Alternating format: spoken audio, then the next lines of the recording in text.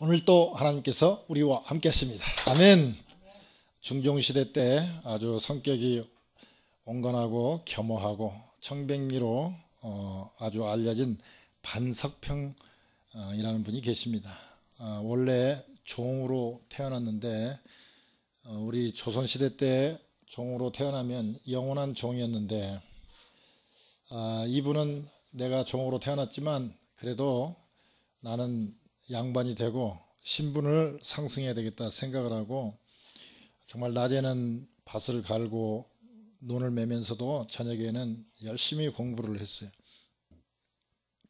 그 노력하는 모습을 봤던 주인인 이참판이 이렇게 재능이 있는 친구는 이렇게 종으로 평생 살게 하기는 너무나 아깝다 생각을 해가지고 노예 그 종문서를 다 태워버리고 아들도 없고 재산도 없는 그 양반집 기울여가는 그 양반집에 수양 아들이 되도록 주선을 했습니다.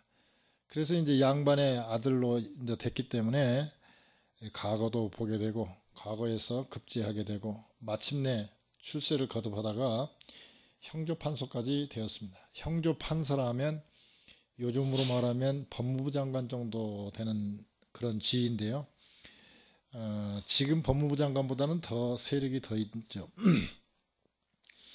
이렇게 이제 형조판서로서 이렇게 잘 지내고 있었는데 하루는 옛 주인의 그 이참판의 아들 이오성이라는 그 아들이 뭐 거의 거지 몰골이 되어가지고 참 아주 세태한 가문, 참 양반은 양반이지만 정말 거지나 다름없는 그런 모습으로 지나가는 걸 보고 그 한양의 거리에서 그 길에 넙죽 엎드려 큰 절을 하면서 주인어른 절 모르겠냐고, 제가 바로 종이었던 반석평이라는 사람입니다. 그러니까 다 놀리죠. 지금으로 말하면 장관보다도 더 세력이 있는 형조판사가 길 한복판에서 자기가 옛날에 종이었다고 그러고 그 옛날 주인의 아들한테 그렇게 신분을 밝히고 절을 하니까 다 놀래죠. 알다시피 자기가 종인데 양반 행세를 하면 그 당시에는 벌이 얼마나 큰지 알죠. 잘못하면 죽을 수도 있습니다. 기군망상이라고 하죠. 말하자면 왕을 말하자면 기만했다, 속였다, 그런 죄는 아주 크거든요.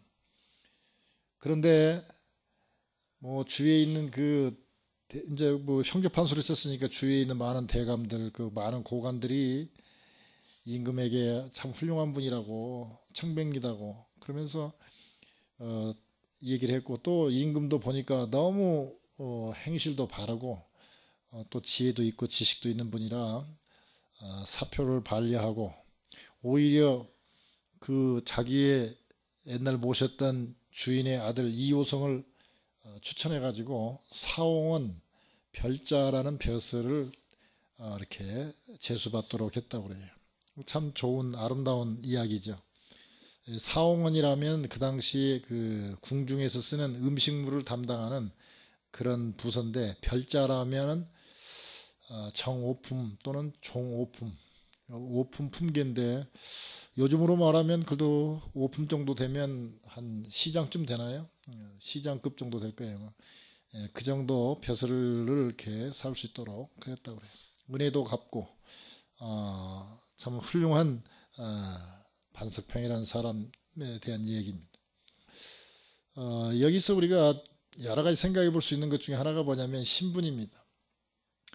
참 이 신분이 종의 신분이면 참 그 양반이 되기가 너무 어려운 그때인데, 그래도 참 그 주인의 도움과 또 자기가 또 노력을 많이 해가지고 법무부 장관까지 이렇게 올라갈 수 있는 그런 사람의 모습을 보면서 사람은 누구나 신분을 나타내는 향기가 난다, 그렇게 볼 수 있습니다. 우리가 그 사람의 모습을 보면 우리가 알 수 있죠. 그 옛날에 무슨 그 드라마인가 뭐 만화인가를 보니까 그 아주 그 하이 클래스들은 쓰는 향수가 다르다고 그래요. 그래서 그 향수 냄새를 아주 딱 알면은 저 사람은 어느 정도 수준이다라고 바로 안돼요.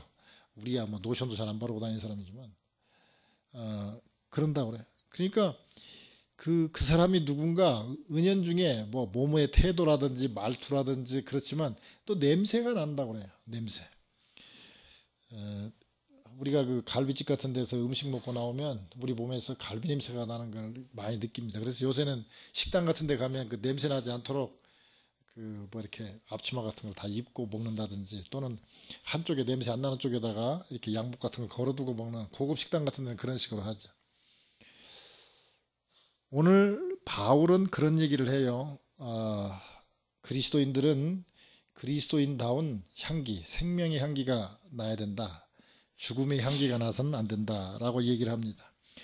어떻게 하면 우리가 하나님의 자녀로서, 하나님의 그 자녀의 신분으로서 그 자녀다운 생명의 향기를 낼 수 있을까 한번 생각해 봐야 됩니다. 오늘 고린도 후서는 이 고린도 교회와 관계되고 있습니다. 먼저 오늘 그 생명의 향기에 대한 이야기보다는 먼저 우리 고린도 교회의 이 글을 쓰게 된 배경부터 보게 되면서 우리가 생명의 향기에 대해서 알아봤으면 좋겠어요. 고린도 교회는 지도를 한번 보시면, 지도를 한번 보시죠. 그 지도 제일 왼쪽 위에 보면 이탈리아가 있죠. 이탈리아 조금 오른쪽에 가면 마게도냐라고 있습니다. 그 마게도냐 반도를 쭉 내려가면 그냥 고린도가 그 지중해 바로 근처에 고린도라는 지역이 있고, 거기서 조금 오른쪽으로 가면 아덴이 있습니다. 아덴이 지금 말하는 아테네입니다. 그 고린도, 지금 그 빨간색이 그 2차 전도 여행인데요. 그 2차 전도 여행을 바울이 쭉 선교 여행을 갔다가 고린도 지역에 가서 약 1년 반 정도 있으면서, 그 당시 그 로마에서 피신 나온 브리스길라와 아굴라 부부가 있었습니다. 이 건축업을 하는, 텐트를 만드는 그런 업을 했던 브리스길라, 아굴라. 브리스길라가 여자 집사님이고 아굴라가 남자 집사님입니다. 근데 여기 그 부인 집사님이 훨씬 더 똑똑했나 봐요. 성경에 보면 계속 브리스길라와 아굴라로 나오는 거 보면, 하여튼 이 여자 집사님하고 이 남자 집사님이 상당히 성경도 잘 알고 선교 마인드가 있는 분입니다. 그런데 이 부부하고 바울이 같이 천막도 만들면서 회당과 유스도라는 사람의 집에서 계속 이렇게 설교를 해가지고 생겨난 교회가 바로 고린도 교회입니다. 이 고린도 교회는 그 마게도냐 밑에 보면 그 고린도 바로 이렇게 세로줄로 아가야라는 그 지명 이름이 나오죠. 그 아가야 지역, 마게도냐 남쪽 그 지역의 수도가 바로 고린도였습니다. 이 고린도는 사람들이 그때 참 많이 모였다고 그래요. 저번 주에도 말씀드린 것처럼 12개의 신전이 있는데 그 중에 아포로디테라는 그 신전에는 여사제가 있었다고 그랬죠. 신녀가 있었는데 기록에 의하면 약 그 당시 1000여 명의 신녀가 있었다고 그래요. 우리식으로 말하면 신전 12개 중에서 한 신전에 창녀가 1000명 있었으니 얼마나 큰 도시입니까? 참 그 방탕하고 성적으로 타락한 도시면서 또 한편으로는 무역을 하기 때문에 부자들이고, 그래서 또 철학도 상당히 발전하고 많은 사람들이 몰려드는 곳이었습니다. 그런데 이 고린도 교회가 생겼는데 그 영지주의도 있었고, 그 당시 그 철학의 영향을 받아서 교회에 나왔지만 구원도 받고 은사도, 성령의 은사도 받았지만 생활은 아주 그 문란했어요. 그래서 바울이 이제 그런 거에 대해서 이제 그래서는 안 된다고 자꾸 얘기하고 설교하고, 그래서 이제 교회가 잠 섰는데, 이 바울은 거기 그 고린도에서 오른쪽으로 쭉 가면 그 3시 방향쯤으로 쭉 가다 보면 에베소라는 지역이 있습니다. 그 에베소에 와 있는데 들려오는 소문이 별로 안 좋아요. 그래서 목회자가 있어야 되겠다 생각을 해가지고 아볼로 목사님을 보냈습니다. 아볼로는 성경에 아주 우리식으로 말하면 그 일종의 신학교 교수 같은 사람이에요.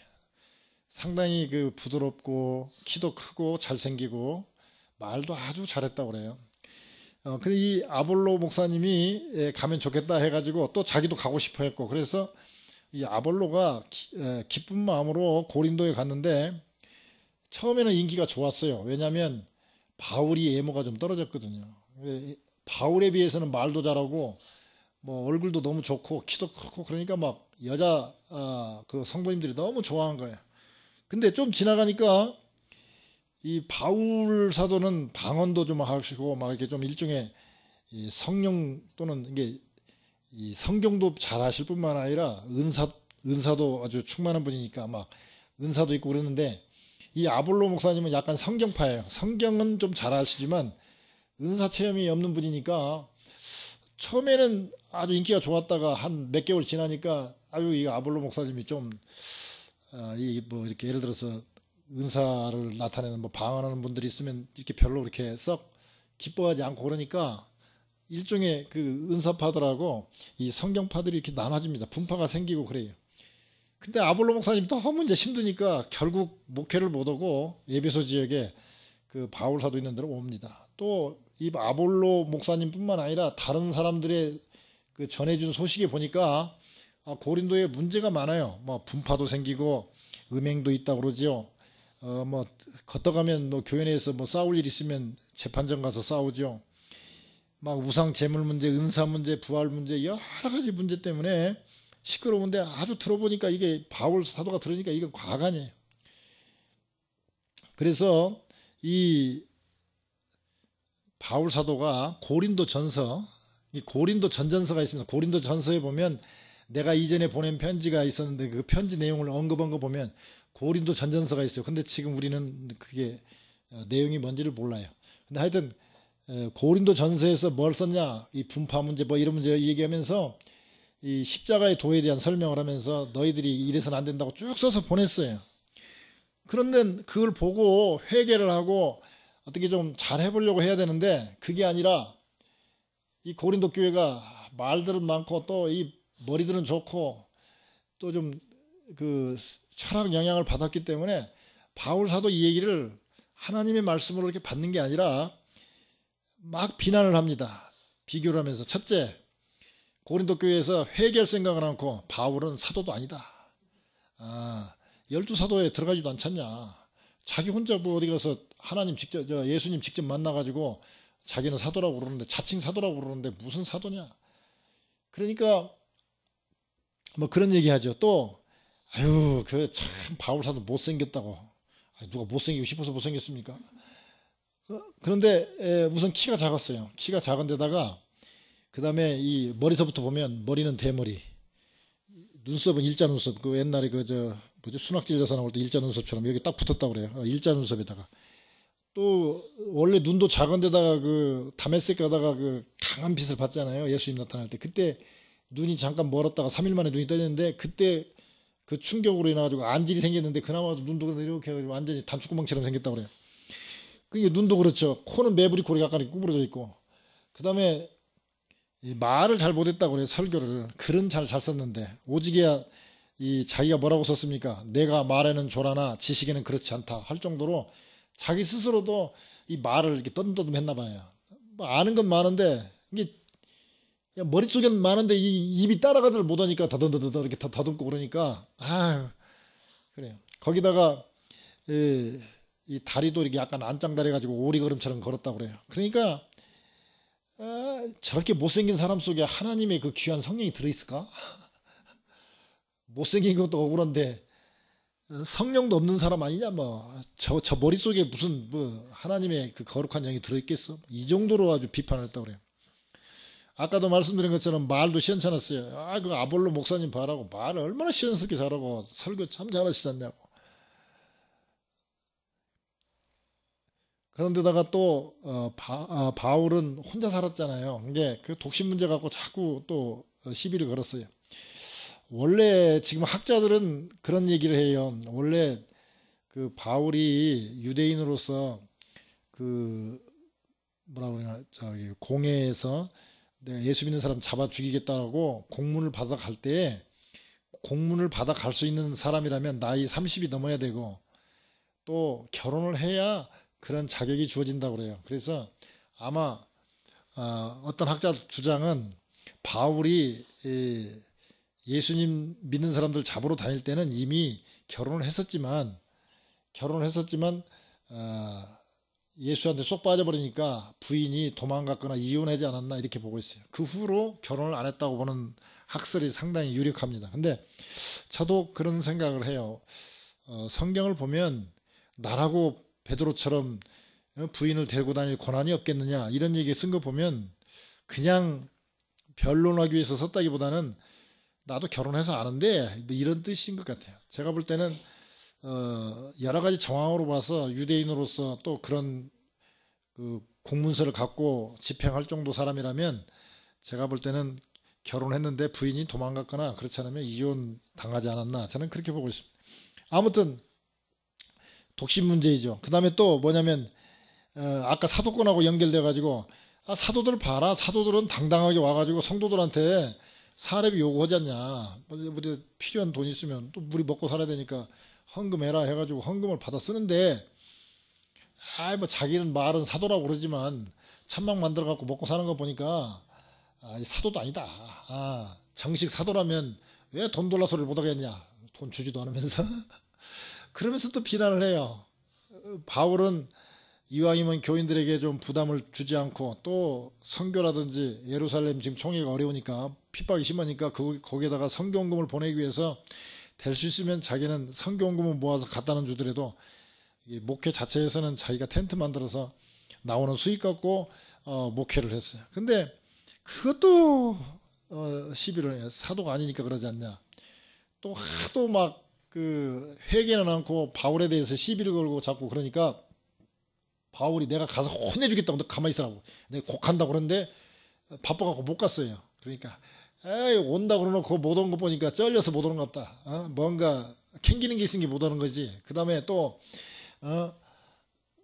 그리고 온다고 했으면 와야지. 사람이 말이야. 그렇게 약속도 안 지키고 그런다. 오면 또 혼날라면서 그런 식으로 계속 얘기합니다. 그 다음에 또 저 학자들 따라 좀 약간 다른데 그 불치의 병, 내 육체에 가시가 있었다. 그래가지고 하나님께 기도를 했는데 내 은혜가 내게 족하다. 그러니 더 이상 구하지 말라. 그래가지고 구하지 못했잖아요. 근데 그 병이 뭘까?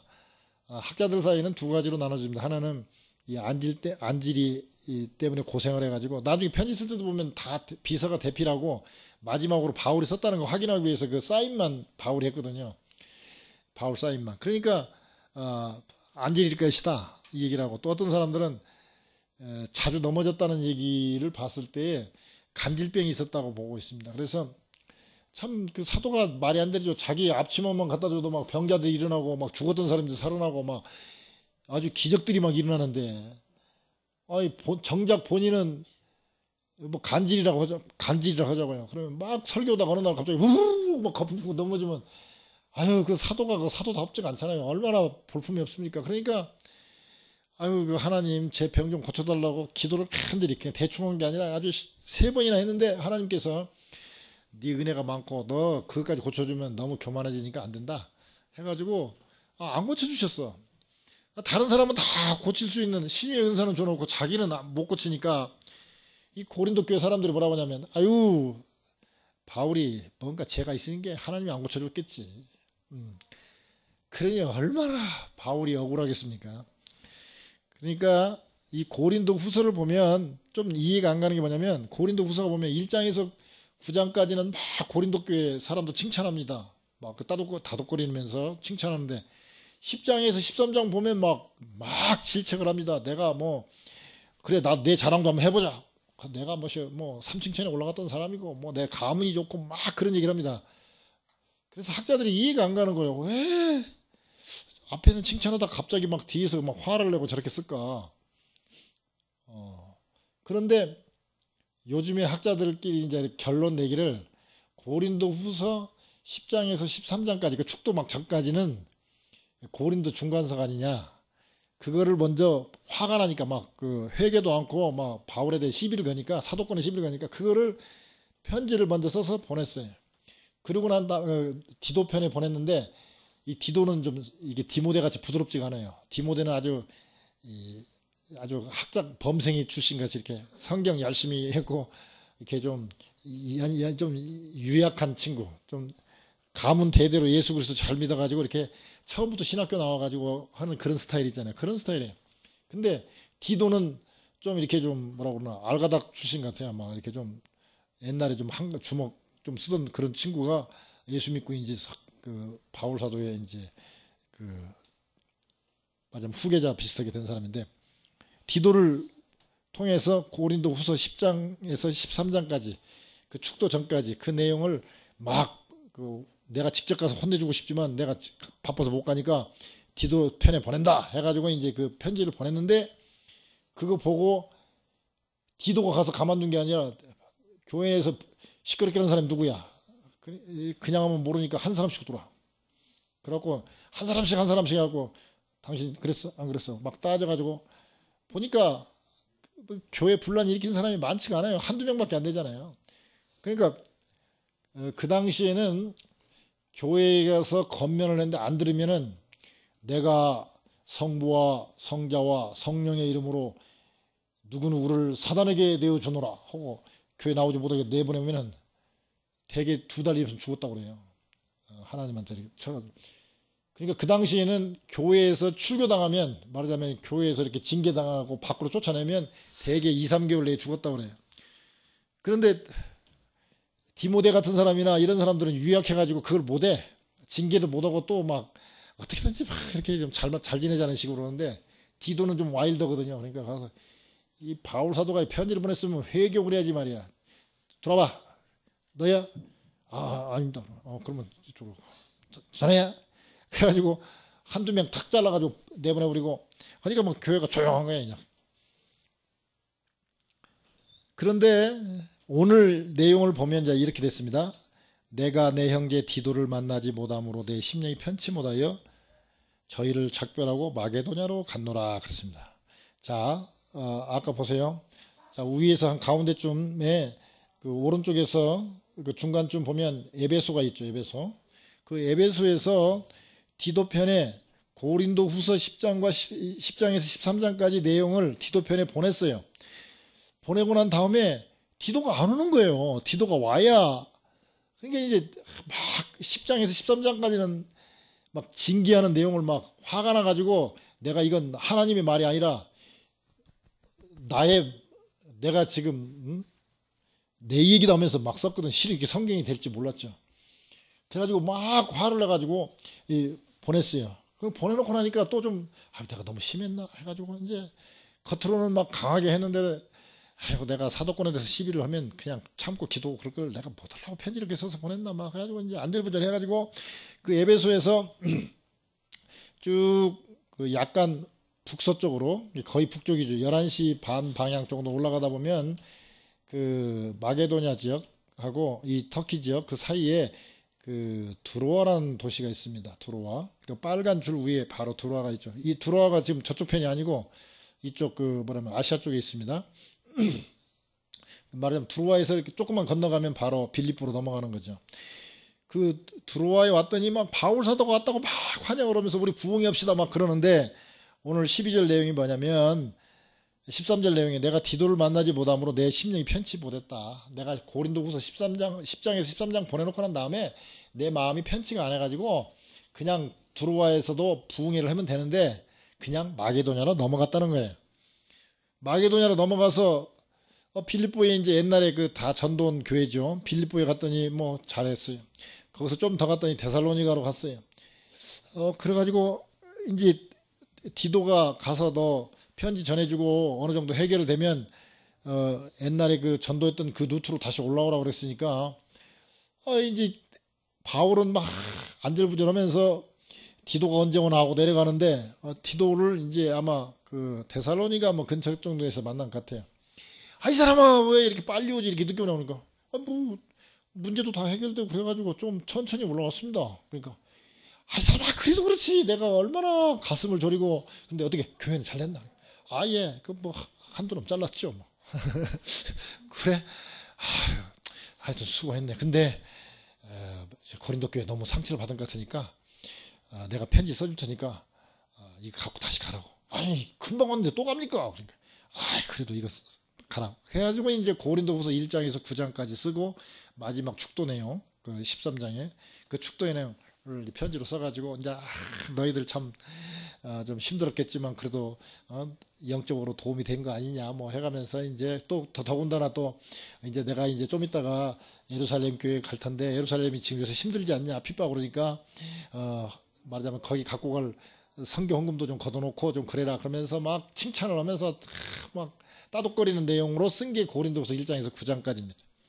그냥 보면 이게 성경이 좀 딱딱하지만 제가 이렇게 설명을 하니까 조금 이제 들어오죠. 이제 그런 맥락입니다. 그런데 이제 디도를 만나고 난 다음에 이제 해결이 잘 됐다고 그러니까 이제 갑자기 막 풀어져 가지고는 이제 냄새라는 이 냄새에 대한 얘기를 막 저쪽 몇 장까지 쭉 냄새 얘기를 하다가 다시 정신 가다듬고 다시 원위치 돌아오는 그런 내용인데 어쨌든 지금 디도를 만나고 난 다음에 기쁨이 생겼어요. 그래가지고 이제 1장에서 9장까지 이제 이렇게 쓴 내용입니다. 그런데 이제 아까 신문 얘기를 했잖아요. 바울 사도가 자기가 사도다. 그 당시에 사도는요, 또는 그 사도가 아니라도 이제 사도의 제자, 속사도라고 그러죠. 그 속사도들은 내가 베드로의 추천장을 갖고 있다. 내가 도마의 추천장을 갖고 있다. 내가 누구 사도의 추천장을 갖고 있다고 아주 어느 교회를 딱 가면 내가 속사도 누군데 베드로의 추천서가 있습니다. 형제 자매 한번 보십시오. 그러면 이제 그러냐고 그럼 이쪽 숙소에 묵으시라고 그러면서 이제 예수님께서는 그때 이런 말씀을 하셨고 우리 사도께서는 이런 말씀을 하셨다. 그러면 이제 설교도 하면 이제 또 그다음 다음 교회로 가신다고 그러면은 또 여비도 이렇게 마련해서 이렇게 드리고 이제 그랬어요. 근데 바울은 자기가 예수 그리스도 만났다고 그러지 또 돈이 필요한 게 아니라 자기가 텐트 만들어서 사니까 돈도 요구하지 않고 그러니까 뭡니까 이 고린도 교회에서 사도로 인정을 안 해요. 그러니까 야 내가 무슨 추천장이 필요하냐? 너희들이 바로 나의 편지가 되고 추천장이지 무슨 추천장이 필요했냐? 그리고 다른 사람들이 나를 갖다 사도가 아니라고 해도 내가 뭐 그럴 수 있다. 그러나 너희들은 나한테 복음을 듣고 너희들은 나로 인해서 침례받고 너희들은 나로 인해서 구원받은 사람인데 내가 낳은 영적인 아들인데 무슨 딴소리 하냐? 너희들이 바로 너희들한테는 나는 뭐라고 해도 나는 사도다. 그러면서 계속 자기 그 사도의 직분을 얘기합니다. 이 사도의 직분, 이 직분이라는 게 뭐 서비스 이렇게 섬긴다는 뜻으로도 해석할 수 있고요. 미니스트리, 사역 또 뭐 이렇게 해석할 수도 있는데 헬라 언어에는 디아코노스입니다. 디아코노스, 종이라는 뜻에서 나왔어요. 이 두 단어가 다 종이라는 뜻에서 이렇게 파생된 단어예요. 즉, 이 목사라든지 무슨 집사 직분에 그 직분에 그 기본적으로 깔려 있는 성경적인 의미는 뭐냐? 섬기는 사람이라는 거예요. 우리 집사를 갖다 영어로 번역할 때 스튜어드라고 번역하죠. 여자는 스튜어디스, 여자 집사는 스튜어디스예요. 그 비행기에서 이 서빙하는 그 승무원들을 갖다가 스튜어드라고 그러고 스튜어디스라고 그러잖아요. 그런 것처럼 교회에서 이렇게 섬기는 사람을 갖다 집사라고 얘기를 해요. 목사도 마찬가지. 그런데 그 원뜻이 뭡니까? 먼지를 잡은 사람입니다. 먼지를. 그러니까 맨날 먼지 나는 데서 이렇게 쓸고 닦고 뭐 이렇게 대접하고 이런 게 직분이에요. 이 섬기는 게 우리의 직분입니다. 그런데 이렇게 섬기는 사람에게는 섬기는 사람의 향기가 있고 또 군림하는 사람들의 향기가 있는데 그리스도인이라면 이 생명의 향기가 난다 그렇습니다. 이 향기는 헬라어로 유오디아라는 말을 쓰는데 이 구약에서는 향기를 뭘로 쓰냐면 우리 그 제사 지낼 때 번제 지낼 때 태우면 향기가 올라가잖아요. 그러니까 일종의 제사죠. 그러니까 우리가 향기를 우리식으로 표현하면 우리의 그 예배라고 볼 수 있죠. 예배가 향기가 되어서 하나님께 올라가는 거죠. 신약에서 그리스도의 향기는 뭐냐? 우리의 삶이 복음 증거의 삶, 우리의 삶이 그냥 생활 속에서 보면 저 사람 정말 예수 믿는 사람 같다. 예수 냄새 난다. 그게 바로 하나님이 기뻐하는 그 그리스도의 인다운 향기라는 거예요. 그러니까 구약에서는 제사 지내는 거예요. 신약에서는 우리의 삶 자체가 하나님께 향기가 된다는 거예요. 그러니까 간단히 얘기하면 뭐 계시록에서는 우리의 기도도 향기로 표현했고요. 우리의 삶 자체, 예수님을 드러내는 삶 자체가 향기로 받고, 구약에서는 제사 진행을 해요. 그러니까 예배 드리면서 우리의 삶이 그리스도를 나타내는 게 바로 생명의 향기를 나타내는 것이죠. 그 생물학자들이 실험을 해봤는데요. 실험용 쥐를 전기로 자극해서 스트레스를 주고 난 다음에 이 투명 상자에 하나는 꽃이 있고 하나는 꽃이 없는 그런 투명 상자 두 개다 놓고 이 쥐에다가 전기로 자극을 해가지고 양쪽으로 나눠서 넣어놔봤대요. 근데 1시간이 지난 뒤에 보니까 꽃이 있는 상자의 쥐는 대부분 평온하게 잠을 자는 반면에 꽃이 없는 쪽의 쥐들은 여전히 부산하게 움직이고 있었다고 그래요. 또 두 번째 실험을 해봤는데, 학생들이 시험 칠 때 한 반에다는 꽃을 놔뒀고 하나는 꽃이 없이 해놓고 봤는데, 꽃이 있는 반의 학생들은 편안하게 시험을 잘 봤다는 응답이 나왔고요. 반대로 꽃이 없는 그 반은 좀 불안했다고 그래요. 그래서 이제 나중에 그 실험용 쥐의 혈액과 또 학생들의 침을 채취해 가지고 조사를 해봤더니 꽃 향기가 스트레스를 줄이는데 도움이 되었다고 이렇게 분석을 했어요. 즉 그리스도의 향기는 인생의 스트레스를 갖다가 줄여준다고 그래요. 또 식물학자들이 또 연구를 해봤는데, 이 감자에 보면 감자에는 독성이 있습니다. 그래서 감자를 오래 두면 싹이 나잖아요.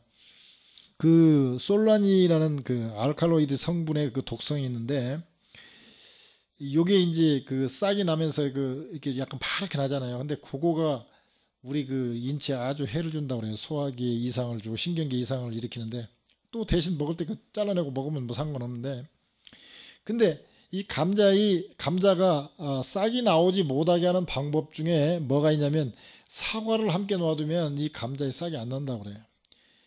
막 태어난 감자는 휴면기간이라고 그러죠. 3개월 정도 지나면서부터 발화를 시작해서 이렇게 싹이 나는데, 이 막 휴면기를 넘긴, 즉 3개월이 지난 감자와 사과를 함께 두면 이 감자의 싹이 나지 않는다고 그래요. 그러나 아직 3개월이 안 된 감자에다가 사과를 두면 싹이 더 빨리 난다는 거예요. 근데 이 사과에는 독특한 향기가 있는데, 에틸렌 가스가 있는데, 사과 한 개가 내는 에틸렌 가스로 약 10kg의 감자의 싹을 억제시킬 수 있다는 연구 보고가 있습니다. 즉 우리가 가지고 있는 그리스도의 향기가 바로 가정과 교회, 직장, 우리 주위에 있는 그 악한 독성, 그런 것들을 제거하거나 또 막을 수 있는 힘이 우리에게 있다는 거예요. 그 그리스도의 향기가.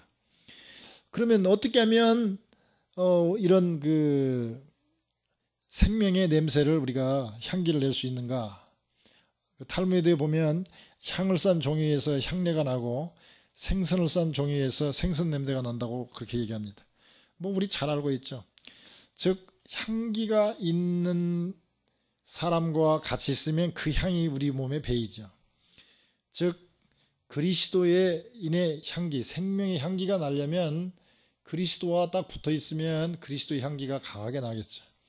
즉 우리는 그릇과 같기 때문에 우리 그릇 안에 성령님께서, 즉 그리스도 그 영이 우리 안에 있으면 그리스도의 향기는 자동적으로 날 수밖에 없어요. 여기서도 뭐라고 나와 있습니까? 오늘 성경에도 보니까